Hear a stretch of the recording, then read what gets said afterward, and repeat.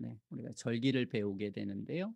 봄 절기와 가을 절기가 있다 이렇게 생각하시면 되겠습니다. 봄 절기는 이제 분명하게 봄 절기는 우리가 굉장히 선명하게 이걸 알 수가 있어요. 유월절이라고 하는 것은 뭔지 우리가 그렇죠? 이스라엘 백성들이 이때부터 시작이잖아요. 이때에 이제 이 사람들의 생일이란 말이에요. 우리로 달력으로 하면 3월에서 4월 사이란 말이에요. 3월에서 4월 사이인데 그 사람들은 그때가 이제 어, 그 1월 14일이 이스라엘의 첫날과 같은 날이에요. 이스라엘은 그래서 그걸 유월절이다. 유월절이라는 것은 이제 지나가는 거예요. 죽음의 사자가 지나가서 우리가 구원받았다, 생명을 얻었다. 이스라엘 백성들이 저 애굽이라는 땅에서 저 이제 가나안을 향해서 가게 되었다. 구원받은 백성이 되었다. 이런 뜻이에요. 자, 그러한 것을 가르치는 게 유월절이니까. 그리고 또 유월절 날 또 예수님께서 십자가에 못 박히셨어요. 그래서 유월절 날 금요일, 유월절이 시작되는 그 금요일에 예수님이 십자가에 달려 돌아가셨고, 그리고 그 다음 날이 이제 그 금요일이니까 토요일이죠. 그리고는 주일, 우리로 말하면 이 일요일, 이 주일날 예수님이 부활하셨단 말이에요. 근데 이 부활한 날도 이들은 뭘 지켰다고 했어요? 지킨 날이 무슨 날? 초실절이라고 했어요. 초실절이라는 걸 지켰어요. 왜냐하면 이때 보리가 수확하는, 그래서 첫 보리를 수확하는 날짜예요. 그래서 요날 보리를 수확하는 날짜를 초실절이라고 했는데 하필이면 이날 예수님이 부활하신 거예요. 예수님이 우리의 모든 사람의 부활의 첫 열매라고 그렇게 불러요. 그래서 첫 열매를 거둘 때 예수님이 부활한 거예요. 그리고 유월절과 무교절은 연결이 되었어서 유월절 다음 날인 토요일, 금요일 저녁서부터 토요일서부터 이제 무교절을 지키는 거예요. 이건 성화를 가리킨다 했어요. 자, 요거는 그렇게 어렵지가 않아요. 그래서 이단이든 이단이 아니든 대부분의 사람들이 이 해석을 크게 다르게 하지는 않습니다. 그러니까 대략적으로 우리가 이것을 받아들일 수가 있어요. 그리고 이미 역사적으로 다 이루어진 일이기 때문에 그리고 나서 6월절부터 50일 또는 무교절부터 7일이 49일째 되는 날을 우리가 77절 또는 그 맥추절 또는 오순절이라고 불러요. 그때 우리가 예수님이 돌아가시고 나서 성령께서 임하셔서 교회가 시작돼요.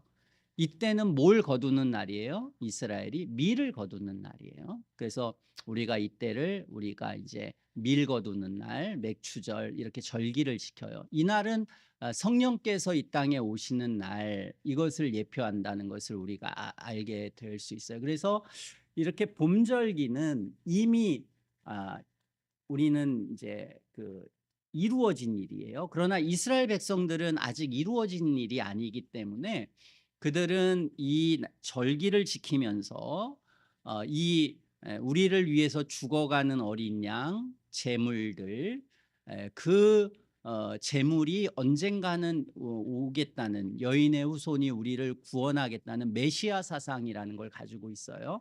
그래서 이 메시아가 이 땅에 오셔서 우리를 죄에서 구원하시고 죄를 용서하시고 그리고 우리를 이제 구원하신다는 그 개념을 가지고 있어요. 그 개념을 가지고 있고 그다음에 이제 미를 추수하는 것처럼 우리도 그렇게 구원을 추수한다는 그 의미를 가지고 있습니다. 이제 그것이 이제 모두가 동의할 수 있는 내용이고 이스라엘 백성들은 그런 생각을 가지고 이제 하는 거예요. 그러면 유대교도 똑같이 지금은 유대교인들은 이 절기를 다 지켜요.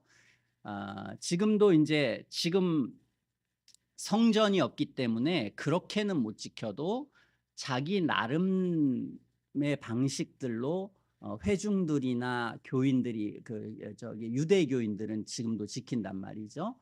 그들은 예수님이 이 땅에 오신 분이 메시아라고 인정하지 않기 때문에 지금도 이것을 지키는 거예요. 근데 우리는 다른 것은 예수님이 이걸 다 성취했기 때문에 기독교는 이 일들을 더 이상 지킬 필요가 없는 거예요. 예수님이 이미 오셔서 다 완성했기 때문에 그래요. 자, 여기까지는 기독교와 유대교는 다르지만 그러나 적어도 이전에 예수님이 오시기 전에 모든 유대인들은 기독교인도 될 수 있고 유대교인들도 될 수가 있는 거예요. 그렇지만 그 유대인들은 이것을 반대했기 때문에 결국은 지금 유대교로 남아 있는 거고, 우리는 이 예수님이, 이 메시아 사상이 예수님이 이 땅에 오셔서 십자가에 죽으시고 부활하시고 승천하셔서 다시 오신다라고 하는 이 복음의 내용을 알기 때문에 유월절과 무교절과 그다음에 맥추절이 이미 다 성취되었다 하는 것을 알고 있습니다.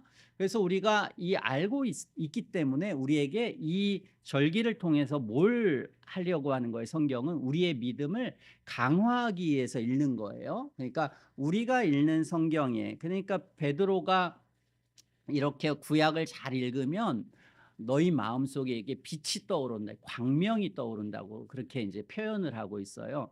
그러니까 예수님을 믿어서도 예수님이 오신 걸 믿고 큰 감화를 받아서 구원을 받았다는 거죠.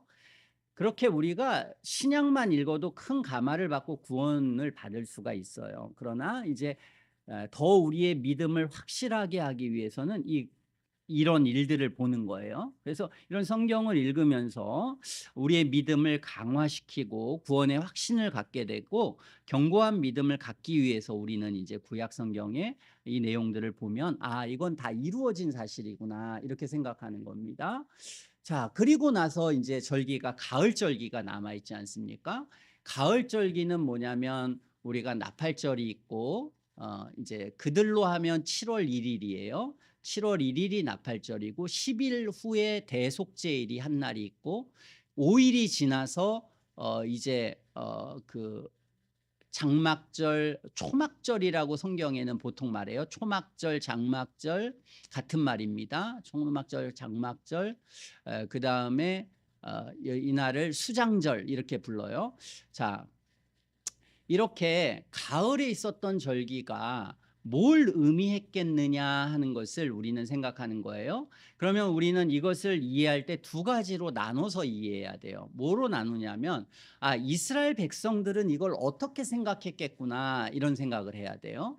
그리고는 우리는 이것을 어떻게 이해하는구나는 달라요. 그렇죠? 다를 거예요. 왜냐하면 이스라엘 백성들은 아직까지도 예수님을 기다리기 때문에 이 모든 내용이 아직 이루어지지 않은 사건이에요. 이 절기 전체를 지금 지키는 것은 이 절기 전체가 하나도 이루어지지 않았다고 생각하는 거고, 예수님이 이 땅에 오시면 이 절기의 모든 내용이 이루어진다고 생각하는 겁니다.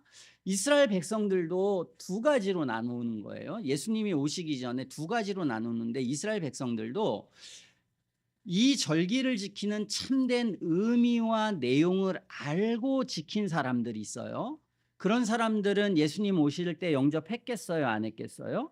영접을 했습니다. 그렇죠? 그런 사람들은 예수님이 오실 때 다 그것을 이해했어요. 받아들였습니다. 그래서 그 믿음을 갖는 그 이스라엘 사람들이 있었어요. 그런데도 상당히 많은 사람들은 예수님이 오실 때 예수님을 받아들였습니까? 배척했습니까? 배척했습니다. 배척했다는 것은 이 성경에 있는 내용을 제대로 이해 못했다는 내용이에요. 이해를 제대로 못한 겁니다, 성경이. 어, 이스라엘에게는 탈무드라는 게 있고 미시나라는 게 있고 율법을 해석하는 다른 책들이 있어요. 그들에게는. 그래서 이스라엘 백성들에게 성경은 뭐 굉장히 중요한 겁니다. 이스라엘 백성들 성경은 그냥 삶의 중심입니다. 그들은. 그렇기 때문에 이스라엘 백성들이 구약 성경에 대해서 여러분들보다 훨씬 더 많이 알 수 있어요. 여러분들보다 많이 아는 사람이 굉장히 많습니다. 그 중에 랍비들 같은 사람들은 굉장히 많이 알아요. 많이 알 정도가 아니라 이들은 그 성경에 나오지 않은, 성경에 나오는 내용을 가지고 율법을 몇 가지 만들었다고 해요? 613가지가 있다는 거 아니에요? 성경이 말하지 않는 613가지의 율법이 있어요. 그러니까 만약에 오늘 여기에 랍비한테 설교하라고 장막절 설교하라고 하잖아요. 그러면은 이 랍비는 성경이 말하는 장막절에 대한 내용을 이야기할 수 있을 뿐만 아니라 역사적으로 쭉 그냥 역사적으로 이 장막절이 어떻게 이루어졌는지 알게 되는 거예요. 자, 이 절기는 지금 모세 이야기를 잘 들어보면 지금 광야에 있잖아요, 지금. 그러니까 광야에서 이 절기를 지키는 거에 중심이 있는 게 아니라 어디 갔을 때 지키는 거예요? 지금 광야에서 농사 짓습니까? 안 짓습니까? 안 짓잖아요. 그러니까 맥추절이든 뭐 이런 초실절이든 수장절이든 못 지킨단 말이에요, 이때는. 그러니까 이 절기가 지금은 의미가 없습니다. 이 절기는 언제 의미가 있어요? 들어갔을 때, 저기 가나안에 들어갔을 때 의미가 있단 말이에요. 그 들어갔을 때 이렇게 지키라는 거예요. 자, 이렇게 지키라고 해서 이 절기를 주었습니다. 그리고 그들은 성막에서의 제사 제도를 주셨어요. 우리가 지난 시간에 성막을 살펴보는데요. 그런데 그들이 들어가고 나서 계속해서 성전이 세워질 때까지는 몇백 년의, 한 500년의 기간이 동안에 성전이 안 지어, 한 600년 동안 성전이 안 지어져요. 그러니까 그 전까지는 뭐가 되냐면 성막에서 예배를 드린단 말이죠. 그러니까 뭐 초실절을 지키든 첫 추수를 해서 절기를 지키든 다 절기를 지키면 그때는 예루살렘에 있는, 그리고 그 예루살렘에 안치될 때까지 다른 데를 다녔단 말이에요. 거기에서 실로에서 드리든 하여튼 성막에서 제사를 드렸습니다. 그러다가 다윗이 하나님의 영감을 받고 성전을 짓는데 피를 너무 많이 흘려서 결국 솔로몬이 짓게 되지 않습니까? 솔로몬이 성전을 지어요. 그런데 이 성전이 어떤 모양인가라고 하는 것을 우리가 굉장히 정확하게 알 수 없습니다. 왜 그러냐면 성막보다 덜 자세하게 나와 있어요. 성막은 굉장히 자세한데 성전은 좀 자세하질 않습니다. 치수 일부가 나와 있고, 그 다음에 바다라는 게 있고, 물두멍은 또 이렇게 다른 게 돼 있어요. 그래서 구조는 다 똑같은데 크기가 좀 다릅니다. 자, 그래서 솔로몬이 뭘 했어요? 성전을 이제 예루살렘에다 딱 지는 거예요. 예루살렘에 아주 멋지게 성전을 집니다. 그래서 뭐 금으로 짓고 엄청나요. 그래서 어떤 사람은 초막은 좀 뭐랄까 그 저기 성막은 좀 볼품이 없어서 예수님의 초림을 가리키고 성전은 예수님의 재림을 가리킨다, 뭐 이렇게 해석하는 사람들도 있고 수많은 해석이 있어요. 어쨌든 간에 성전을 짓습니다. 성전을 짓고 어마어마하게 성전을 짓습니다. 그러면 이제 성막들이 있을 거 아닙니까? 그렇죠? 성전에 들어오지 못하게 하는 그 뜰이 있습니다. 뜰이 있고 거기는 전부 다 성벽이 이렇게 딱 있는 거예요. 그리고 그 안에 성전이 있는 것입니다. 성전은 항상 이 뭐예요? 이게 그 지성소는 서쪽을 향해 있어요. 들어가는 건 동쪽을 향해 있습니다. 그래서 동쪽에 있는 거는 태양이 떠오르지 않습니까? 그래서 그 당시에 많은 우상들은 태양신을 섬기는 사람이라면 우리는 서쪽을 바라본다는 거예요. 그래서 이제 서쪽에 있습니다. 그게 항상 그 방향은 그 방향이에요. 그래서 이걸 잘 졌어요. 근데 문제는 어떻게 됐습니까? 그때에 어떻게 그 안에서 절기를 지켰는가에 대한 내용이 상세히 안 나와 있습니다. 레위기나 우리가 이런 데 보면은 양을 몇 마리 드리고 소를 몇 마리 드리고 또 어떻게 제사를 드리고 이런 내용들이 덜 구체적입니다. 완전히 구체적이진 않아요. 그런데 게다가 600년 후에 성전을 지었을 때 내용은 규모가 엄청나게 커졌기 때문에, 그렇기 때문에 성경에서 조금 좀 불분명하게 나옵니다. 또 문제는 뭐냐면 솔로몬 성전이 지어지고 나서 또 한 500년이 지난 다음에 어떻게 됐어요? 솔로몬 성전이 바벨론에 의해서 완전 파괴되잖아요. 완전 파괴되고 스룹바벨이 귀환해서 스룹바벨 성전을 짓습니다. 70년이라는 시간이 지났어요, 그때. 그러니까 완전 노인들만 예전에 솔로몬 성전을 기억하는 거예요. 그분들이 이걸 보면서 너무 마음이 괴로웠습니다. 왜 괴로웠냐면 너무 초라한 거예요. 이전의 성전에 비해서는 이렇게 남의 속국이 되어서 성전을 짓는데 너무 초라하게 졌습니다. 그리고 거기에서 초라하게 지었지만 에스라와 학계에 의해서 이 초막절이든 모든 절기가 회복됩니다. 그래서 이걸 드리게 되는 거예요. 이제는 예수님이 오실 때까지 드리게 돼요. 그러나 또 디도 장군에 의해서 성전이 완전히 파괴되는 일도 있고, 그 다음에 이제 누굽니까? 안티오쿠스에 의해서 또 성전이 파괴되는 일이 있어요. 그러니까 제사를 제대로 드리지 못하는 그런 기간이 많습니다. 많다가 헤롯이라고 하는 사람이 성전을 어마어마하게 져요. 그 헤롯 성전은 이미 부서지고 이런 데를 보수한 게 아니라 그냥 완전히 크게 져요. 그리고 이 사람은 에돔 사람이기 때문에 별로 신경 안 쓰는 거예요. 굉장히 세속적으로 이제 성전이 지어지는 겁니다. 그래서 성전이 지어지는 게 완전히 달라요. 자, 그걸 우리가 상상해 보면 이런 때에 제사장이 있고 랍비들이 있지 않습니까? 이 랍비들이나 제사장은 사실은 잘 모르는 겁니다. 어떻게 제사가 드려졌는지, 그리고 어떻게 이걸 해야 되는지에 대해서 아주 선명하게는 몰라요. 모르다 보니까 어떤 일이 생기냐면 자꾸 추가가 됩니다. 그러니까 뭐 상당히 많은, 그러니까 지금의 예를 들어서 이스라엘 백성들이 상상하고 생각하고 있는 랍비들의 책을 연구해 보면요, 성경과 굉장히 벗어나 있습니다. 벗어났다는 것보다는 막 성경에 추가되고 추가되고 추가되고 추가되어 있어요.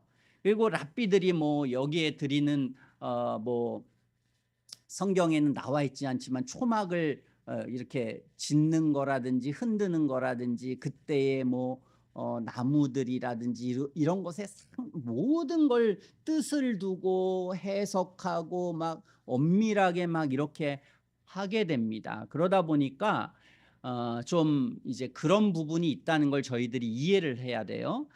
왜 제가 이 말씀을 드리냐면 어, 이렇게 이단들도 많고, 그리고 성경을 왜곡하는 사람이 너무 많을 때 뭘 하겠어요? 이런 거 하고 싶지 않겠습니까? 이런 거 잘 모르잖아요, 여러분들이. 그리고 사람들이 잘 관심이 없습니다. 자세하게 알 필요는 없어요. 이스라엘 백성들도 다 자세히 알 필요가 없습니다. 그러나 뭘 알면 됩니까? 적어도 하나님께서 이 절기가 뭘 의미하느냐 정도. 우리가 예를 들어서 6월절 규례를 상세하게 저가 여러분들이 알 필요가 없어요. 그러나 우리가 딱 아는 건 뭡니까? 아, 어린 양의 피가 흘려졌구나, 이 정도. 그리고 그게 구원이구나, 이 정도는 알지 않습니까? 번제 규례를 상세하게 알 필요가 없습니다. 하나님이 이거 상세히 알아야 구원받거나 우리 삶에 도움이 되는 게 아니에요. 그냥 번제가 뭔 뜻인지 알면 됩니다. 아, 번제는 우리 전체를 드리고, 그 번제를 드릴 땐 반드시 뭐가 필요해요? 피가 필요하다는 거, 속죄의 의미가 번제 안에 드린다는 거, 그걸 우리가 알면 됩니다. 근데 이거는 잘 모르면서 상세하게 거기에 어떤 게 들어가고 어떻게 했고 제사 이런 거 많이 아는 거는 도움이 될까요? 아무런 도움이 되지 않습니다. 상세한 본질적인 걸 알고, 그리고 여유가 있어서 상세한 걸 아는 것은 의미가 있죠. 근데 그게 아니라 본질적인 것에 대해서 모호하면서도 상세한 걸 많이 아는 것은 우리의 영혼에 아무런 도움이 되지 않습니다. 그거는 그냥 교만하게 할 뿐이에요. 사람을 위험스럽게 할 뿐입니다. 자, 어쨌든 이런 부분이 있기 때문에 우리가 이제 이걸 알 필요가 있어요. 그리고 우리가 이제 아까 얘기한 듯이 이 세 가지, 그러니까 이스라엘 백성들도 행위로 구원받는다고 생각 안 하는 거예요. 지금 유대인들도요. 이들도 죄 용서를 받아야 돼. 왜 지금 이렇게 간절히 지금 돔이 서 있는 뭡니까?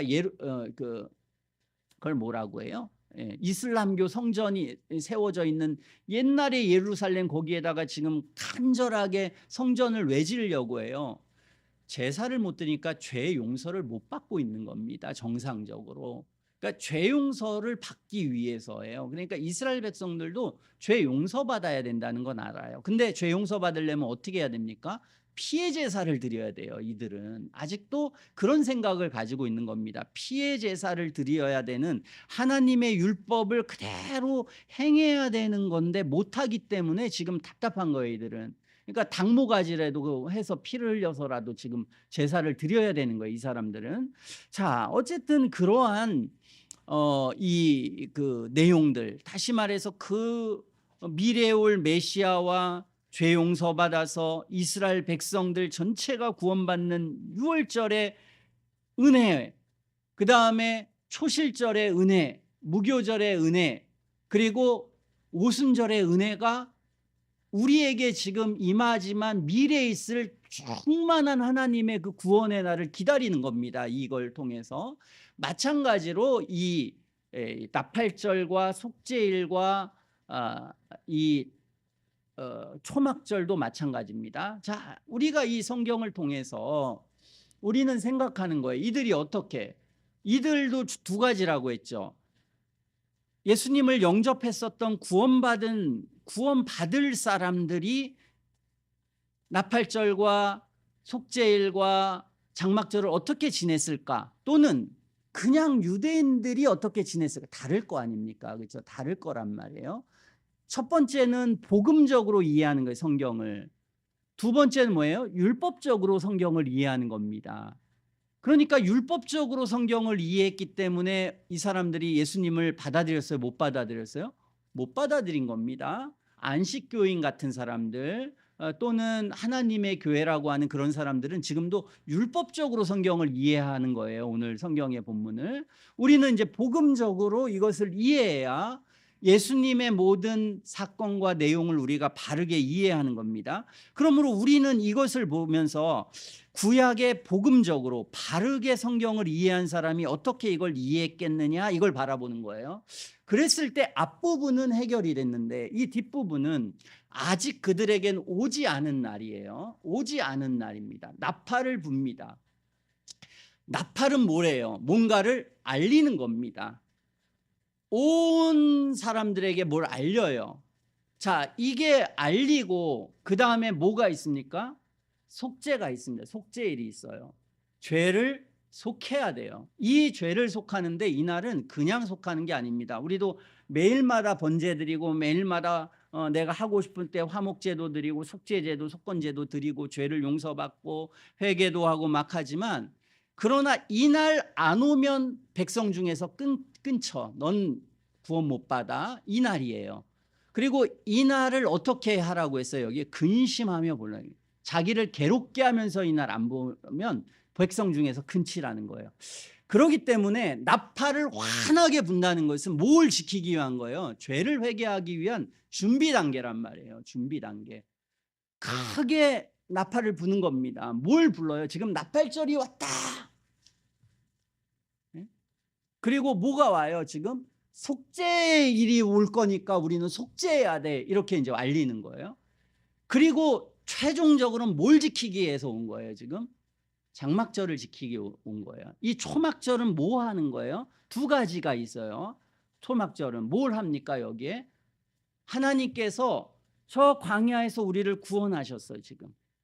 그러니까 거기에서 구원한 걸 기념하는 거예요. 하나님이 우리를 구원했다는 걸 기념하고 또 뭐예요? 이 광야에서 하나님 우리를 어떻게 인도하셨어요? 구름 기둥과 불 기둥으로 했단 말이에요. 만나를 주시고. 그래서 그 광야 생활의 고통스러운 삶에서 이들은 좌절하지 않고 절망하지 않고 멸망하지 않고 자기를 유지하면서 살 수 있는, 그걸 기억하라는 거예요. 그러니까 그들은 애굽에서의 구원받은 사람을 하나님께서 이렇게 인도했어요. 그러나 지금은 이들은 어디가 있습니까? 가나안에 이미 들어가 있는 상태예요. 사실은 이미 가나안에 들어가 있는 상태에서 그걸 지키고 있다는 것이에요. 자, 그걸 지키는데 어떻게 지킵니까? 제사를 중앙성전에서 제사를 드려요. 그리고 신명기에 보면은 이 날은 제가 수많은 막 이 책을 찾아보는데요. 내용도 많지 않고 성경은 어떻게 되어 있냐면 어린아이들, 여인들 모두가 다 예루살렘에 가는 걸로 돼 있어요. 신명기에 보면요. 그러니까 다 간 걸로 되어 있는데요. 그런데 그렇게 나오는 책은 없어요. 그래서 제가 왜 이런가 이게 지금 좀 아직 풀지 못하다가 왔어요. 근데 그래서 이제 해석을 대부분은 어떻게 해석하냐면 이스라엘 남자들만 가고 디아스포라에 있었던 사람들이 다 순례하는 거예요. 열로 순례하고. 그리고 각자 가정들은 가정에서 초막을 짓는 거예요. 그런 식으로 여기는 그 대체적인 책들을 나와 있어요. 그러나 우리가 성경을 자세히 보면 좀 특별한 날이에요. 이 절기는 전부 다 오는 게 전부 다. 전부 다 오네. 전국에 있는 모든 사람이 와요. 그래서 이 성전을 근처로 해서 전부 다 초막을 짓는 거예요. 초막을.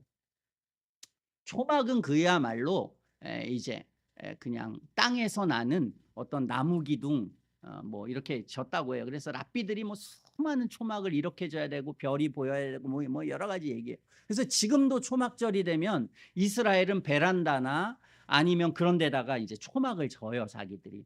그리고 초막에서 어떤 사람은 아차례 살기도 하고 어떤 사람은 잠잘 때는 집으로 오고 생활은 초막에서 하고 뭐 이렇게 어쨌든 해요. 그런데 하나님께서는 아예 잠도 거기서 자고 초막에서 있도록 하셨어요. 일주일 동안은 그렇게 하셨단 말이에요. 그리고 이제 제사를 드리는 건 제사를 다 드려요. 번제도 드리고 속죄제도 드리고 이때 드리는 거는 엄청나게 많이 드려요. 뭐 송아지도 엄청나고 뭐 양도 한 98마리인가요? 그리고 곡식도 다 7의 배수예요. 보면은 완전수의 배수인데 첫날에는 몇 마리죠. 하여튼 제가 잘 기억 안 나는데 점점 줄여요. 마지막 날까지. 그렇게 해가지고 성대하게 제사를 드려요. 그리고 곡식들도 엄청 가지고 와서 이제 하나님께 바치는 거예요. 그리고 이때는 뭐냐면 추수가 다 끝났잖아요. 지금 곡식에 어떤 곡식이 있어요? 지금 보리도 수확해가지고 창고에 있어요. 밀도 수확해서 창고에 있어.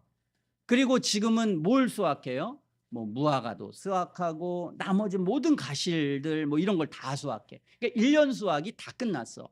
다 끝난 다음에 거기 와가지고 이제 이 추수의 마지막 날을 기뻐하는 거예요. 감사하고 기뻐하는 그런 그 날이란 말이에요. 그래도 감사하고 기뻐해도 뭘 드려야 돼? 항상 속죄의 은혜가 있고 죄를 속하는 건 항상 있는 거예요. 절기마다. 그래서 그것과 감사와 기쁨이 함께 가는 거예요. 자, 그런데 완전 속죄일은 그냥 슬픔이에요. 완전 슬픔의 날이 우리에게 와야 되고 슬픔 후에는 무슨 날이 오는 거예요? 이제 열매 맺는 날이에요. 그러니까 이건 최후의 열매 맺는 날이다 이렇게 볼 수가 있어요. 그러므로 우리가 이 전체를 해석할 때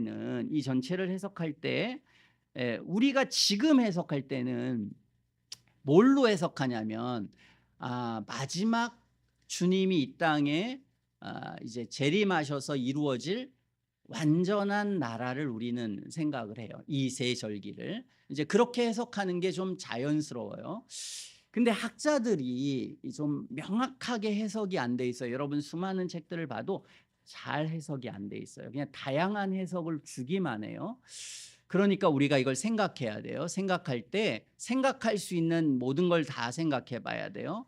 자, 다 생각해 볼 때 장막절을 생각해 볼 때 저는 일단 그런 해석이 들어요. 제 개인적으로는 이 날이 그냥 추수감사절이다. 그건 아닌 것 같아요. 그냥 감사의 날이다. 이건 아닌 것 같아요. 이건 복음적인 거라기보다는 조금 그냥 일반적인 그런 내용이에요. 그래서 추수감사절처럼 그냥 감사의 날이라고 봐도 관계없어요. 그래도 관계없어요. 왜냐하면 그걸 이렇게 보나 저렇게 보나가 뭐 굉장히 지금의 우리에게 중요한 게 아니라 믿음을 강화시키기 위해서 보는 것이지 그걸 통해서 우리의 믿음이 생겨나고 믿음이 시작되려고 보는 게 아니기 때문에 그러기 때문에 해석은 분분하게 해도 괜찮습니다. 도움이 되려고 하는 거예요.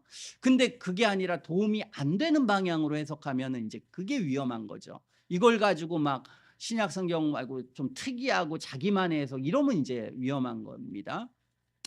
자, 어쨌든 장막이라고 하는 걸 특이한 해석하는 사람들이 굉장히 많습니다. 여기에 뭐 성령이 임하시는 거고, 뭐 하나님의 교회 같은 경우에 여기에 이제 예수님이 요한복음 7장 8장을 해 가지고 그 생수의 강이 흘러 나리라 이렇게 해 가지고 이제 복음을 세상에 전하는데 하나님이 주시는 은혜의 힘, 성령을 받아야 된다 해서 지금도 초막절 지켜요. 저기 그 판교에 가면은 그 사람들 이단들 전체가 모여서 초막절 지키는 날이 있습니다. 그날을 지켜요. 그래서 전 세계에서 거의 몰려들어요. 판교에 있는 그 사람들은요. 그러니까 그들은 아직도 유월절도 지키고 초막절도 지키고 형태는 다르지만 그런 것을 지키는 그런 부분이 있어요. 자, 그렇게 추수를 하는 감사라고 하는 그런 의미로 할 수 있어요. 또는 여기에 뭘 한다고 했어요 아까? 초막을 짓는다고 했잖아요. 그러니까 이것도 하나님의 지금까지 우리를 인도하신 것에 대한 감사 이렇게도 볼 수가 있어요. 인도하시는 것에 대한 감사로도 볼 수 있어요. 자, 그러나 우리가 이제 일반적으로 지금 해석할 때는 그렇게 해석하기보다는 나팔절과 속죄일과 장막절이 연결이 되어 있기 때문에, 또 장막이라는 건 추수이기 때문에 이 땅의 마지막 추수의 날, 우리가 지금 알고 있는 대로는 뭐예요? 주님이 재림하셔서 우리가 완전한 완성이 된 날, 그날이에요. 그 날을 우리가 보내야 돼요. 그 날을 가장 간절하게 바랬던 사람들이 누구예요? 언제 간절히 바랬어요? 그들이 초막이 있을 때 바랬단 말이에요. 그렇죠? 초막에 있었어요. 그들은 초막에서 만족하며 살았어요? 아니란 말입니다. 지금 그들은 가나안 땅에 있지 않습니까? 근데 초막에 지금 옛날 괴로웠을 때 막 유리방황하고 고통스럽고 막 하나님이 인도하시긴 했지만 참 어려운 그런 시절을 지냈어요. 이들의 간절한 마음은 뭐였습니까? 가나안에 들어가는 거잖아요. 가나안에 들어가는 겁니다. 그들은 지금 가나안에 들어가 있지만 지금 뭐 하는 거예요? 안 들어가 있는 것처럼. 왜? 가나안에 들어간 게 끝이 아니니까. 가나안은 뭘 상징하는 겁니까? 이 땅에 하나님 나라가 다시 오는 거예요. 그들은 적과 꿀이 흐르는 완전한 땅을 가나안으로 보았지만 그것은 미래에 대한 하나의, 하나님께서 가나안이라고 하는 것을 예표적으로 알려준 거예요. 하나님의 통치가 있고 다윗이 있고 하나님의 법이 있는 것. 이러한 나라가 언제 와요? 저 영원한 마지막 때에 오는 거예요. 그런데 그 나라에 하나님의 다스림이 있고 성전이 있고 다 있었어. 근데 뭐가 문제였어요? 거기에 있었던 누가 문제야? 인간이 문제였잖아요. 그렇죠? 아무리 법이 좋고 먹고 살 게 많아도 뭐가 문제야? 우리가 이 세상에 다 보면 다 뭐가 문제야? 사람이 문제잖아. 다 있는데 만약에 사람만 정결하고 선하고 의로우면 정말 행복한 세상이란 말이에요. 그러니까 가나안은 그런 완벽한 세상을 말하는 거예요. 근데 뭐야, 우리가 죄인이 들어갔기 때문에 이 가나안이 어떻게 됐어? 나중에 전부 다 멸망해 가지고 그냥 망해 버리고 성전도 파괴되고 마지막에는 완전히 파괴됐잖아요. 그렇기 때문에 지금 가나안에서 만족하라? 아니에요. 가나안에서 뭘 하는 거예요? 지금 초막에 들어가서 사는 거예요. 초막에서. 텐트에서. 지금 편한 생활 다 두고 이걸 사는 거예요. 왜냐하면 내가 지금 가난해 있지만 내 영혼이나 내 삶이나 내가 진정한 바라는 삶은 아니잖아요. 모든 그리스도인의 간절한 바람은 뭐예요? 내가 천국에 가서 영원한 복락을 누리는 거예요. 사도 바울은 그래서 내가 죽기만을 바란다. 내가 이 땅에서 사는 것보다 죽는 게 나에게는 훨씬 더 기쁨이다. 진정한 성도의 모습이었어요. 하나님의 나라에 그 충만한 은혜가 있으니까 그런 소망을 했단 말이죠. 그러므로 신앙이 있으면 겉은 좋고 행복해도 신앙적으로는 근심이 되고 괴로움이 많은 겁니다. 죄가 있고 잘못이 있고 그러니까요. 그러니까 이 사람들은 겉으로는 가나안에 왔지만 진정한 가나안이 없는 겁니다. 그런 사람이 지금 뭘 지라는 거예요, 주님이? 너가 초막에 들어가. 그래서 초막에 들어가서 너가 뭘 바라봐야 되는지, 네의 진정한 소원이 무엇인지 다시 생각해 보는 거예요. 뭘 생각하는 겁니까? 내가 초막에 들어가서 이걸 지으면서 나에게 다가올 추수의 날, 이 땅에 새로운 하나님의 나라가 다가올 그날, 이걸 다 기다리는 겁니다. 이걸 바라는 거예요. 이걸 소망하면서 초막절을 짓는 겁니다. 저나 여러분들이 성경을 읽을 때요, 잘못된 상상을 하면 정말 이상한 사람이 됩니다. 그러나 올바른 상상은 끊임없이 해야 돼요. 끊임없이 성경을 보면서 고민을 해야 합니다. 그러면 성경이 점점점 올바르게 바르게 이해가 됩니다. 근데 신앙생활을 대충 하면 그냥 상상도 없어, 생각도 없어, 관심도 없어, 이러면 아무것도 성경이 보이지도 않고 느껴지지 않고 아무것도 안 되는 거예요. 그러니까 생각을 해야 합니다. 저도 이렇게 생각을 하는 거예요. 그러면 좀 그들이 초막절을 그렇게 지켰을 것 같잖아요. 그렇죠? 초막절을 지키면서 뭐하러 이렇게 좋은 집 놔두고 저 불편한 데 가겠어요. 아니 정말 초막절이고 이날이 감사의 날이면 불편하게 하지 말아야지. 더 편하게 있어야지. 그렇지 않습니까? 편하게 있으면서 그냥 이거 즐기면서 옛날에 그랬어 이렇게 하는 거잖아요. 근데 그게 아니지 않습니까? 그게 아니에요. 나를 불편하게 하는 겁니다, 지금. 나를 불편하게 해서 옛날에 그때를 생각해 봐 하는 거예요. 그러므로 우리가 이 땅에서 육체적으로는 좋을지 몰라도 영적으로는 죄악이 있고 불편한 삶이 있기 때문에 육체적으로는 불편하지만 영적으로는 그게 초막에 가는 게 더 좋단 말입니다. 초막에 가서 뭘 하는 거예요, 이 사람은? 편하게 육신적으로 살 때는 주님의 재림, 주님이 이 땅에 오실 날, 그리고 영적 추수 이런 거 별 관심이 없어요. 그냥 먹고 마시고 이 땅에서 잘 되는 데만 관심이 있는 겁니다.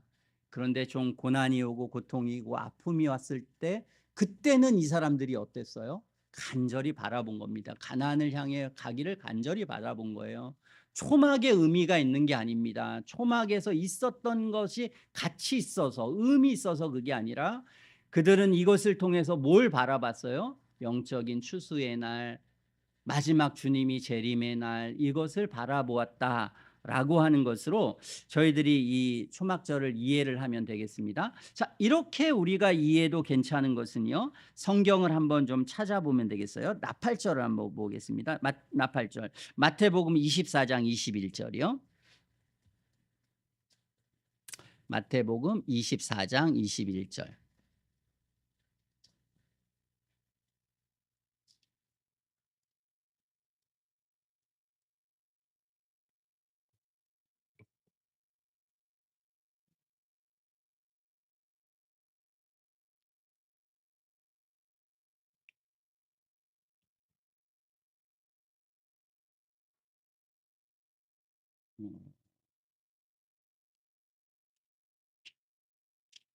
음, 죄송합니다.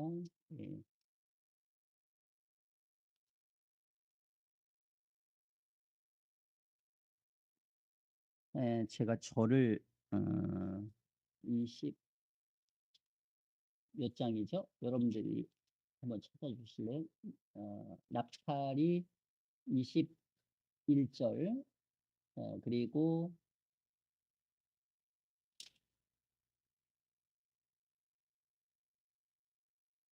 몇 절이 나오나요? 31절이요?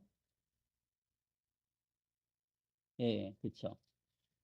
31절에 저가 큰 나팔 소리와 함께 천사들을 보리내니 저희가 그 택하신 자들을 하늘 이 끝에서 저 끝까지 사방에서 모으리라 그랬잖아요. 그렇죠?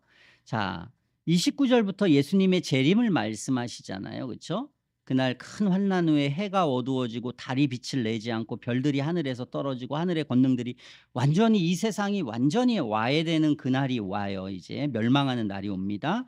그때 이제 징조가 보이고 땅의 모든 족속들이 통곡하고 그러면서 인자가 뭐를 타고? 구름을 타고 와요. 주님이 승천하실 때 구름을 타고 가신 것처럼 능력과 큰 영광으로 오는 것을 본다고 하잖아요. 그때 저가 뭐라고 해서 큰 나팔 소리와 함께 천사들을 보내요. 그러니까 신약에서 나팔 소리라고 하면 뭐예요? 예수님이 재림할 때 나팔 소리가 울리는 거예요. 그렇죠? 그러니까 신약에 대한 우리가 보면 나팔이라고 하는 게 뭘 의미하는지 분명하죠. 그렇죠? 되게 분명하단 말이에요. 아, 주님이 재림하실 때 나팔 불고 이 땅에 나팔 소리가 난다는 거예요.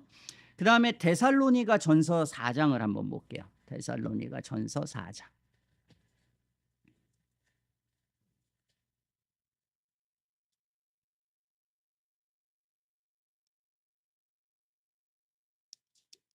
네, 데살로니가 전서 4장. 4장 16절.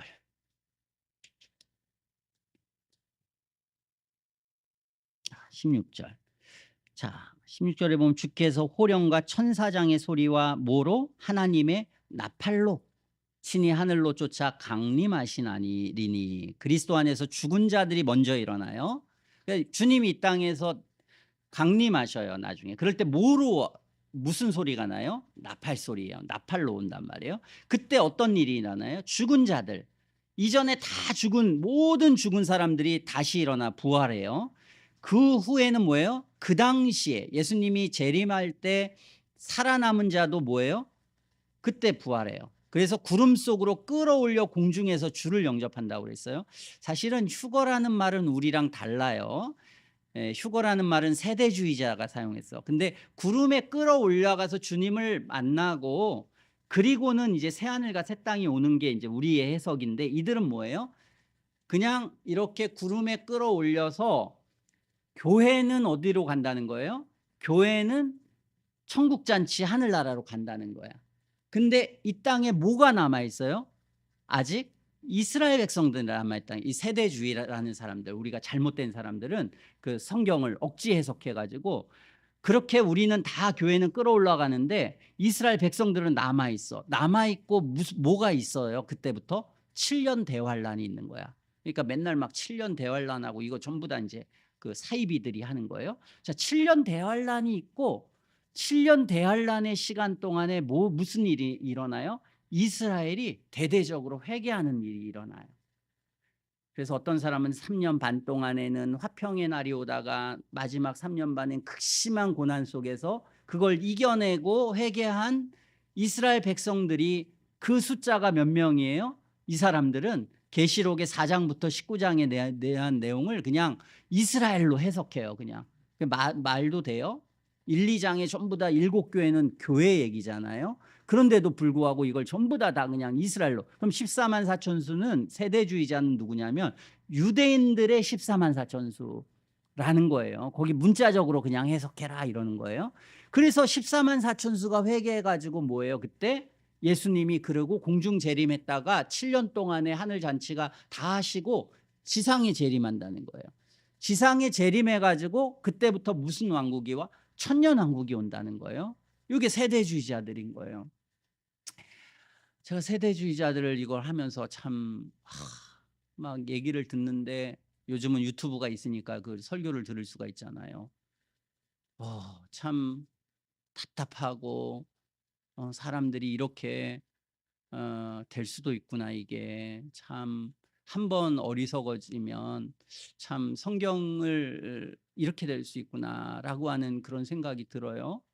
정말 성경도 많이 알고, 게다가 막 성경을 막 뭐 히브리어 헬라어를 지금 번역한다고 하고, 이런 사람들이요, 이런 걸 믿는 거예요. 그래서 어쨌든 7년 대환란이 있고 천년왕국이 오고 그리고 이제 새 하늘과 새 땅이 온다는 그런 이제 생각을 하는 거예요. 자, 그러나 오늘 성경은 전체적으로 우리가 보면 그냥 오늘 본문에도 그렇잖아요. 주님이 오면 여기에 유대인은 남아 있고 뭐 교회는 올라가고 이런 거 있어요, 없어요? 없단 말이에요. 없어요. 이스라엘과 이걸 굳이 구분하는 거 없어요. 오히려 구분해요, 안 구분해요? 안 구분해요. 육적 이스라엘이 이스라엘이 아니라 무슨 이스라엘이에요? 영적 이스라엘이에요. 우리가 주님 믿으면 다 아브라함의 자손이라고 사도 바울이 잘 가르쳐 주고 있단 말이에요. 그럼에도 불구하고 이들은 육적인 이스라엘과 영적 이스라엘을 나눠요. 참 이게 그 넬슨 다입이라고 하는 참 성경 읽고 목사니까 목사들은 회심하지 않은 목사는 뭐 하겠어요? 매일 사기칠 생각이나 하고 어떻게 하면 사람들 다 꼬여 가지고 어? 이게 이 사람들 교회에서 돈이나 뜯어서 벌까 막 이 생각만 맨날 하면서 공부하고 막 자기 야망과 욕망을 위해서 이런 거 할 거 아니에요. 이 사람들 가만히 안 있는단 말이에요. 바리새인이라고 그냥 집에서 놀고 이런 거 아니란 말이에요. 더 욕망이 크단 말이에요. 저도 교회 생활 많이 해보면요, 하나님의 영광을 위해서 진리를 위해서 이렇게 우리가 신앙생활 하잖아요. 그러면 힘이 쫙 빠져. 열심이 하나도 없어요. 근데 이게 내 욕망하고 관련돼 있고 내 열심하고 관련돼 있고 내 축복하고 관련돼 있잖아요. 그러면 힘이 넘쳐나요. 그러니까 이 기복 신앙이 이렇게 유행하는 이유가 그것 때문에 그래요. 사람이 그러니까 목회자도 마찬가지고 성도도 마찬가지예요. 거룩하고 선한 것에 의해는 열정이 잘 안 생겨. 그러나 돈 벌고 욕망 있고 그리고 나 칭찬해 주고 나 잘 되고 여기는 막 욕망이 생긴단 말이에요. 그게 힘이 생겨 거기는. 그러니까 막 그렇잖아요. 이단 교회도 엄청나게 막 교회 짓고 뭐 하고 뭐 헌금이 뭐 말도 아니잖아요. 저 서울의 멀쩡한 명성교회 같은 경우에 지하에 그 목사 일대기를 그리는 그게 있대잖아요. 그런데도 통합 측에서 제일 큰 교회잖아요. 10만 명이 넘어요. 그런 걸 보고 목사가 자기 아들에게 줘도 한 사람도 나가요? 안 나가요. 거기서 그 교회 그냥 섬기고 있는 거란 말이죠. 자기 욕망하고 그게 더 중요해. 그냥 교회에서 내가 아는 사람들 교회 가가지고 그냥 이렇게 교제하고 어? 여기 와가지고 뭐 친한 사람들 많고 결혼도 해야 되고 먹고 마시고 사고 팔고 어? 여기서 욕망을 채우고 이런 거 이게 중요하단 말이에요. 심지어 뭐 여기 안양에 있는 제일 큰 교회는요. 무슨 세경 아파트 한다고 경품을 걸었어요. 경품을. 전도 1등 하는 사람에게는 세탁기, 2등 하는 사람은 선풍기. 체면이라는 게 있고 정도라는 게 있고 그렇잖아요. 세상에도 부동산을 하고 세상에도 뭘 해도 정도라는 게 있잖아요, 사람이. 근데 그게 아니라 막 정도 벗어나 가지고 막 시끄럽게 하고 그냥 남들이 어떻든 말든 그냥 막 하고 그거를 어 안 되잖아요. 그렇죠? 안 된단 말이에요. 그걸 뭐 열정이라고 그게 무슨 훌륭한 전도라고 정신 나간 거죠. 정신 나간 거예요. 어쨌든 그런 얘기가 없어요, 여기는. 예, 그런 얘기가 없고 우리가 이제 우리 학생들은 올바른 것도 모르는데 잘못된 걸 알려주니까 막 머리가 복잡하단 말이에요. 잘못된 인간들이 너무 많다 보니까 알아야 돼 가지고 몰라선 또 안 되니까요. 근데 어쨌든 예수님이 우리가 성경 그대로 보면 이 땅에 마지막 날 나팔 불고 주님 오시고 끝이에요, 그냥. 뭐 여기 끝나지 않고 뭐 또 천년왕국이 있고 무슨 또 예수님이 이미 오셨는데도 무슨 또 다른 뭐가 있고 참 그렇지 않아요. 성경을 그냥 그 사람들이 역사적 전천년설이라고 하는 것도 어떤 사람이 했지만 어쨌든 이 모든 거는 그냥 그 계시록 20장 때문에 그 하나 때문에 다 생긴 인 거고 이 로마서 11장 26절 때문에 다 이게 이런 이단들이 생겼는데요.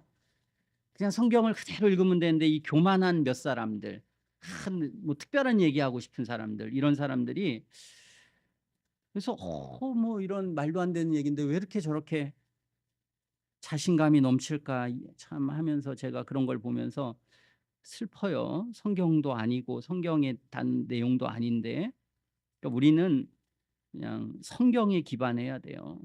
성경에 이게 나를 굳게 하고 내가 이게 망하고 내가 고통스러워도 그래도 성경을 따르고 그게 그리스도인이에요. 순교하고 죽는 순간에도 이들은 하나님의 말씀을 따랐잖아요. 그래서 많은 베드로도 죽고 다 죽었잖아요. 이때 안 죽으려고 한 사람들이 다 누구예요? 배도한 사람이잖아요. 배도자라고 하잖아요. 안 죽으려고 내가. 이때 그냥 세상의 부귀영화 누리려고 한 사람들이 배도자가 다 됐단 말이에요. 배도자가 안 되려면 하나님의 말씀만 생각하고 그 말씀 안에서 우리가 이제 걸어가야 돼요. 자, 어쨌든 나팔절은 분명하잖아요. 그렇죠? 여기 분명해요. 분명하단 말이에요.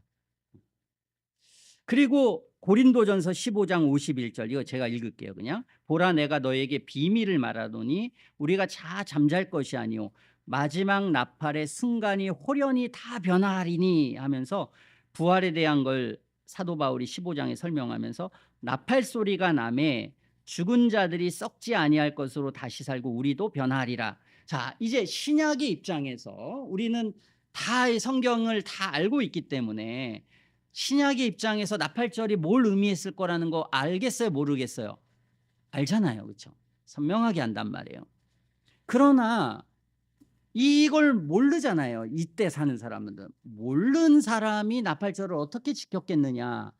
나팔을 계속 불라는 거예요. 나팔은 성경에 보면요. 복음의 나팔이에요. 그러니까 성경에도 이렇게 복음을 전하는 사람들이 희미하게 전해가지고 어떻게 알아듣겠냐는 거예요. 거짓 선지자들 막 그 뭐라고 하면서 성경은 나팔을 부는 사람은 선명해야 된다. 진리를 분명하게 알려줘야 사람들이 듣고 어떻게 대비를 하든지 뭘 하지 하니까 복음의 나팔인 거예요. 이거는 복음의 나팔이에요. 우리가 구원받아야 된다. 주님 다시 오신다. 이게 이제 나중에는 더 선명하게 더 분명하게 들리는 거예요. 자, 예수님이 오순절에 성령이 오시고 하나님의 은혜가 끝나고 나팔절 그 기간은 교회 기간이라고 우리가 보면 나팔절은 이제 재림이 가까운 순간에 이제 나팔이 크게 울리는 거예요. 그럼 우리 뭐 해야 돼요? 지금 우리 죄를 회개해야죠.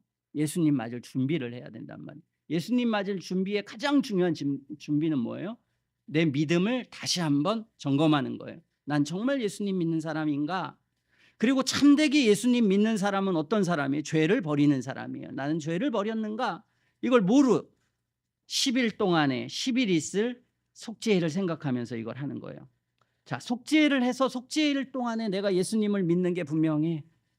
그리고 나는 죄를 버리고 하나님에 따라서 은혜를 따라 산 삶이 연약도 있고 부족도 있었지만 그래도 하나님의 은혜와 긍휼로 난 성령의 인도를 받아서 죄를 버리고 은혜 안에서 살아간 하나님의 사람이야. 이런 확신이 있는 사람들이 뭘 지키는 거야 이제? 장막절을 지키는 거예요. 장막절은 뭐예요? 이제 이러한 걸 통과했기 때문에 주님의 영원하신 그 구원의 날이 어디에? 내가 지금 장막에 있지만 나는 이 죄악된 세상에 있지만 난 광야 같은 세상에 있지만 나는 그 광야에서 주님의 구원이 있었고 그리고 이들이 가나안에 들어간 것처럼 내가 지금 이런 육신적으로는 안락한 생활을 하고 있지만 초막에 들어가 가지고 초막 같은 우리의 인생이 그날이 올 거라고 하는 것을 장막이 생각했겠죠. 그리고 결국 그날이 모든 걸 추수하는 날이고 이 날만은 특별히 마지막 날이 대성회, 거룩한 성회라고 불리고 한 날을 더 지켜요. 이 날을. 그래서 뭘 하냐면 이들은 일주일 내내 성경을 읽어요. 절기마다 이들은 성경을 읽어요. 랍비들은 성경을 어떻게 읽었냐면 창세기부터 시작해서 마지막 날 신명기를 끝냈다고 해요. 그리고 창세기를 시작하면서 비로소 이 절기가 끝났다고 합니다. 어쨌든 그건 그들이 별의별 거 지켰겠죠. 가지를 흔들면서 시편 118편을 이렇게 읽기도 하고 그다음에 뭐 여러 가지 있어요. 말을 뭐라고 하면서 하기도 하고 뭐 굉장히 여러 가지 의식이 있지만 그 의식은 다 중요하지 않고 성경에 보면 우리가 아는 분명한 이 날을 지켰던 근본적인 원인은 뭐겠어요?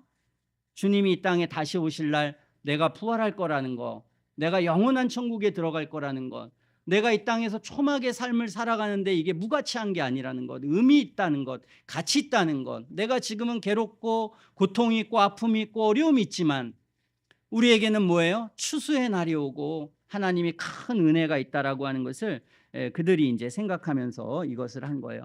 자, 이제 결론을 다 맺겠어요. 마지막 결론 오늘. 자, 우리가 이걸 다 봤잖아요. 이 모든 것은 전부 다 뭐라고 했어요? 모형이라고 했죠. 모형. 모형이에요. 그럼 뭐가 있어요? 원형이라는 게 있어요. 원형이라고 하는 게. 원형은 뭐예요? 예수님이 이 땅에 오셔서 하실 일이에요. 그리고 이거 다 예표라고, 예언이에요. 이거는 미래에 있는 일이 예언이에요. 그리고 이거는 상징이라고 했어요. 이 내용 안에는 의미하는 게 있어. 이 의미를 알아요. 우리가 성경을 읽어도, 신약 성경을 읽어도 그냥 읽는 사람이 있어요. 막 역사를 많이 하고 뭘 많이, 이거 소용이 없어요. 믿음이 있어야 돼. 이게 의미하는 게 뭔지를 알아야 돼. 그리고 이것을 따라서 순종하면서 살아야 돼. 이러지 않으면 성경은 아무짝에 쓸모없는 책이 돼버려요.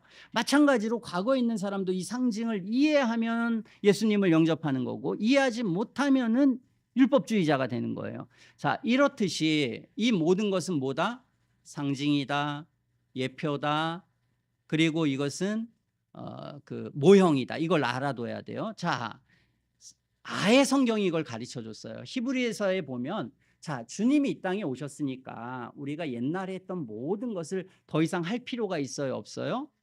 없습니다. 왜? 주님이 이 땅에 오실 것을 예표한 거기 때문에 유월절 제사 드릴 필요도 없고 뭘 할 필요도 없어요. 왜? 다 완전히 이루어졌기 때문에. 그렇기 때문에 절기라든지 아니면 제사라든지 이런 거 전부 다 안 한단 말이에요. 근데 유대인들은 아직까지 그게 안 이루어졌다고 생각하니까 한단 말이에요. 그리고 하나님의 교회 같은 이단들은, 또 뭐 안식교회 같은 이단들은 성경에 대한 이해가 없단 말이에요. 그걸 만든 사람이 돈 벌고 욕망에 취해가지고, 그 나오잖아요. TV에 그 신천지 그 목사 한번 이렇게 한번 봐요. 그 이만이 얼마나 무식해 보여요. 욕망이 가득한 얼굴에. 예전에 그 MBC에서 한 20년 전인가요? TV에 나왔단 말이에요. 한복 이렇게 쫙 가는 이 여성들하고 거기 나와가지고 실실 웃으면서 그랬단 말이에요. 근데도 10만 명이 넘게 따르잖아요. 지금 14만 4천을 넘어섰어요. 그들이 생각하는. 그러니까 이제 교리를 바꿨단 말이죠. 자, 그럴 정도로 이 인간들이 어리석어요. 그런 사람들은 다 이런 구절들이나 이런 걸 가지고 자기 교리를 만드는 거예요. 다 만들고.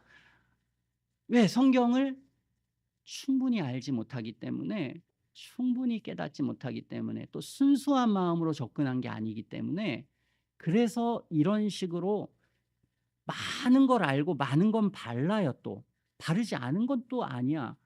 그런데 또 극단적으로 이렇게 다른 것들이 있어. 이게 문제예요. 그런데 우리는 이제 아는 거잖아요. 아, 예수님이 이 땅에 오셔서 이게 다 지나간 거구나, 이렇게 안단 말이에요. 그래서 이걸 했는데 성경에 명시적으로 그냥 말하고 있어요. 골로새서 2장 16절 한번 보죠. 골로새서 2장 16절.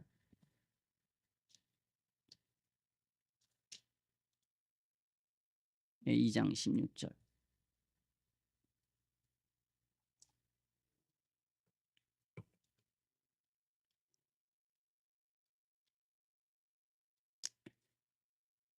사도 바울의 핵심은 그거예요. 우리가 예수 그리스도를 통해서 믿음으로 구원받는데, 여러 사람이 다른 방식으로 구원받는, 할례도 받아야 된다, 아니면 또 뭐 여러 가지 철학자들이 뭐 이것도 해야 된다, 저것도 해야 된다, 유대인들은 의식도 해야 된다라고 하는 굉장히 복잡한 많은 게 있었어요. 그래서 이제 여기서 8절에 이런 거짓 가르침에 대해서, 철학과 헛된 속임수로 너희를 노력할까 주의해야 된다. 이것은 사람의 유전. 그러니까 아까 랍비들은 613가지 만들었다고 했잖아요. 633가지 정도까지 만들었어요. 막 복잡하게. 그리고 세상의 초등학문, 세상에 그냥 하나님의 진리를 알면 세상 것은 뭐예요? 초등학문이에요. 애들이 초등학교에서 배우는 거란 말이에요. 근데 그걸 쫓으려고 하는 거예요. 자, 이것은 그리스도를 쫓는 게 아니다. 이거는 그리스도를 쫓으면서 이것도 같이 하는 거, 이거 잘못된 거야. 순수해야 돼. 깨끗해야 돼. 하나님 완전하신 분이야. 충분하신 분이야. 이걸로 충분해. 우리의 삶과 구원에 있어 충분한데 자꾸 다른 얘기한단 말이에요, 이 사람이. 그러니까 다른 얘기하지 마. 주님 안에는 신성의 모든 충만이 육체로 거하시고, 충만하다는 거예요. 충만하다. 그래서 성경의 충분성이라는 걸 말해요. 성경이 충분하니까 자꾸 다른 거 자꾸 얘기하지 말 이런 거예요. 충분해. 주님은 충분해. 예, 이 얘기를 하는 거예요. 자, 그러면서 예, 쭉 주님이 얘기하시는 거예요. 주님이 이미 이 세상의 모든 것들은 의미가 없다. 할례 11절에 육적 몸을 벗는 거지 우리가 행할 건 주님을 믿는 게 할례지. 어? 뭐 피 그거 벗는 거 그게 무슨 의미가 있어? 아무것도 아니란 말이야. 그건 상징이었어, 상징. 그렇죠? 근데 이 상징을 중요시 여기는 사람 때문에 할례 받아야 돼 이러는 거예요. 자, 이런 사람들이 여럿 있어서 이게 십자가에 14절에 다 못 박았어요. 정사와 권세를 밝히 드러내시고 십자가에 승리했어. 십자가 안에서 이게 전부 다 거짓되고 잘못되고 진실한 구원은 주님 안에 있고 이분이 우리의 메시아고 이분이 진리고 충만한 걸 하나님의 모든 진리를 잘 드러내셨어. 그러면서 16절에 같이 한번 읽을게요. 시작. 그러므로 먹고 마시는 것과 절기나 월상이나 안식일을 인하여 누구든지 너희를 편론할 너희를 비난하지 못하게 하라는 거예요. 왜 너희들 먹고 마시는 거 왜 유대인들처럼 안 하고 오징어 먹고 돼지고기 먹고 왜 이래? 왜 절기 안 지켜? 왜 월삭 안 지켜? 왜 안식일을 안 지켜? 구약의 안식일처럼요. 제가 지난 시간에 안식일과 주일을 이야기했잖아요. 그런 식으로 그런 걸 가지고 우리를 비난하게 해라 말라는 거예요. 이것들은 미래에 있을 일의 뭐예요? 그림자예요. 그림자. 근데 그림자인 주님의 몸이 왔어요. 몸이 여기 있고 그림자인데 그림자 열심히 밟고 그림자 쫓고 그러면 되겠어요? 안 되잖아요. 몸이신 예수님이 오면 몸을 바라봐야지. 자꾸 그 그림자에 집중해 가지고 아직 절기하고 아직 뭐 이런 월삭하고 뭐 이런 거 해선 되겠다 안 되겠다? 안 되겠다는 거예요. 이런 것은 일부러 겸손하게 겸손한 척하는 거야. 그리고 지금 천주교인 같이 천사도 숭배해 여기서. 제3자 막 장길자는 뭐 어머니 하면 하나님이라잖아요. 막 이 중보자를 둔단 말이에요. 이런 것 때문에 너희가 받을 상을 뺏지 못하게 하라. 그들은 육체의 마음을 쫓는 걸 헛되이 과장해. 이 사람들의 특징은 과장하는 거예요. 여러 가지 자기가 만든 것, 육체가 원하는 것 이런 걸 해서 막 과장하고 예수님 머리를 붙들지 않고 다른 걸 붙들어서 이렇게 엉망이 되는 거예요. 자, 이런 것들을 이런 20절에 세상의 초등학문에서 그리스도와 함께 다 죽었는데 세상에 사는 것과 같이 이런 의문 명확하지도 않고 분명하지도 않고 복음의 참된 진리 영적인 걸 버리고 이런 그냥 문자에 박혀 있고 무슨 뜻인지도 모르고 뭘 의미하는지 못해 이런 거 순종해서는 안 된다. 그런 건 붙잡지도 말고 맛보지도 말고 뭐예요? 만지지도 말라 이런 건. 이 모든 것은 쓰는 대로 부패하게 된다. 부패하게. 사람의 명과 왜 사람의 가르침을 쫓냐. 이런 것들은 뭐예요? 자기를 숭배하고 거짓된 겸손과 몸을 괴롭게 해요. 그들은 막 그냥 몸을 괴롭게 하고 수도사들이 막 그렇잖아요. 이 이스라엘 몸 괴롭게 하면은 거룩하게 되나요? 그럼 온전하게 돼요? 몸 괴로우면 뭐 한 줄 알아요? 야, 그래서 옛날에 저기 이렇게 거기 가보면요. 제가 이태인가 누군가 맨날 마지막 날은 뭐 하냐면요. 내가 40일 금식한 내용을 쫙 읊어대요. 내가 얼마나 위대한 사람이고 내가 얼마나 대단한 하나님의 사람인지 너희들 알아? 너희들 40일 금식해봤어? 난 이렇게 나를 절제하고 이런 자랑밖에 안 해요. 그거 해봐야. 자랑하려고 40일 금식해요? 아니지 않습니까? 그거는 괴롭게 하는데 사람들은 오 대단하네 이렇게 할지 몰라도 육체에 쫓는 것을 금하는데 조금도 유익이 없다는 거예요. 수도사들이 막 안 먹고 굶고 쫄쫄 굶고 막 빼빼 마르고 막 아무것도 한다고 해서 우리의 신앙에 유익이 있는 게 아니에요. 마음이 있어서 하는 행위는 괜찮아요. 근데 그걸 해가지고 뭔가 영적인 어떤 것들이 생길 거라고 생각하면 더 망친다니 사람을. 교만하게 하고 잘못되게 한다는 거예요. 신앙은 그런 게 아니에요. 신앙은 이해하고 알고 깨닫고 어떤 의미를 인식하고 그렇게 하는 거니까 우리가 이런 절기나 이런 건 지키면 된다 안 된다? 안 되는 거죠. 여기 지키지 말라고 했잖아요. 의미가 없어요. 제사 이런 거 다 필요 없는 거예요. 천사 숭배도 안 돼. 다 필요 없어요. 다 필요 없고 복잡하게 자꾸 뭔가 예식을 통해서 형식을 통해서 뭔가 사람의 교훈들 성경에도 안 나오는데 이렇게 해야 되고 저렇게 해야 되고 이런 거 자꾸 많이 알아봐야 참 어려운 거예요. 우리 시편 찬송도 하지만 일반 찬송도 할 수 있어요. 성경이 명해 주지 않아요. 그냥 우리가 전체적으로 성도들이 어떨 땐 그냥 일반 찬송하는 것도 괜찮아. 그렇게 해서 잘 골라서 해도 아무 문제 되지 않아요. 근데 막 그렇게 해야 된다. 뭐 칼빈주의는 무슨 성경의 규정적 우리는 그렇게 불러요. 성경이 말하는 것만 예식을 한다. 그런데 그거 못 찾아내요. 성경의 규정적 예식이 어떻게 됐는지 다 제가 그 예배학 책도 여러 권 읽었어요. 그럼 막 그 회당에 있는 그런 걸 인용해 가지고 해요. 그러면서 무슨 그게 의미가 있어요. 그냥 단순하고 분명하고 우리가 그거를 위해 통해서 생각할 수 있고 교만해지지 않고 주님께 좀 더 가까이 나아갈 수 있는 방식을 우리가 고민하고 생각하면서 하는 거예요. 그러면 되는 거예요. 완전한 의식이라는 건 있지도 않고 그리고 다 우리는 불완전한 것 통해서 불완전한 속에서 좀 찾아가는 거예요. 그러니까 이러한 부분들에 대해서 여러분들이 잘 이해하고 우리가 이것은 뭐에 유익하다?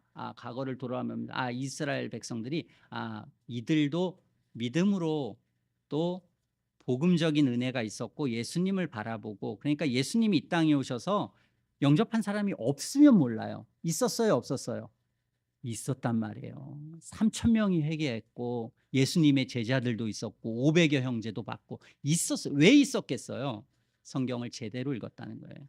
근데 그렇게 안 한 사람이 있어요. 이걸 모르면 세대주의도 되고 막 이상하게 되는 거예요.